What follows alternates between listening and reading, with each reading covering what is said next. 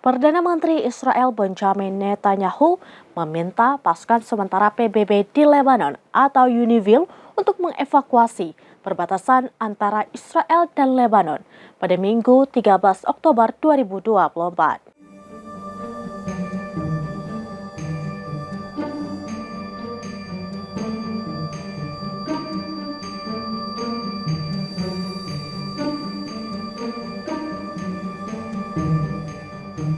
Netanyahu mengatakan pada Sekretaris Jenderal PBB Antonio Guterres untuk menarik pasukannya dari benteng Hizbullah. Israel telah membahayakan nyawa prajurit UNIFIL beberapa kali dalam seminggu terakhir. Baru-baru ini sebuah tank Israel melepaskan tembakan ke salah satu menara observasi misi internasional di Naqoura, Lebanon Selatan. Serangan Israel terhadap personel UNIFIL terjadi saat pejuang Hizbullah melakukan perlawanan sengit terhadap operasi darat Israel yang sedang berlangsung untuk menaklukkan wilayah di Lebanon Selatan. Koresponden Al-Mayadin di Lebanon Selatan melaporkan pada Minggu pagi bahwa lebih dari 20 tentara Israel tewas dan terluka dalam penyergapan dan konfrontasi dengan pejuang Hizbullah di Ramia.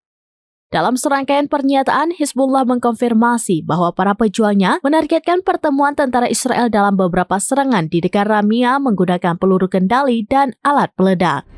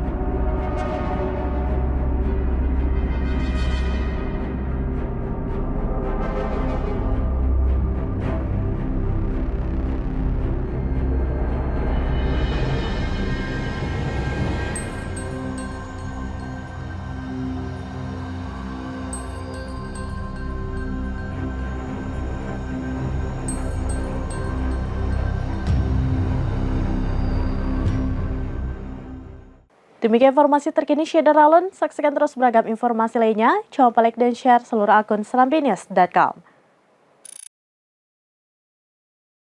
Download Tribun X sekarang. Menghadirkan lokal menjadi Indonesia.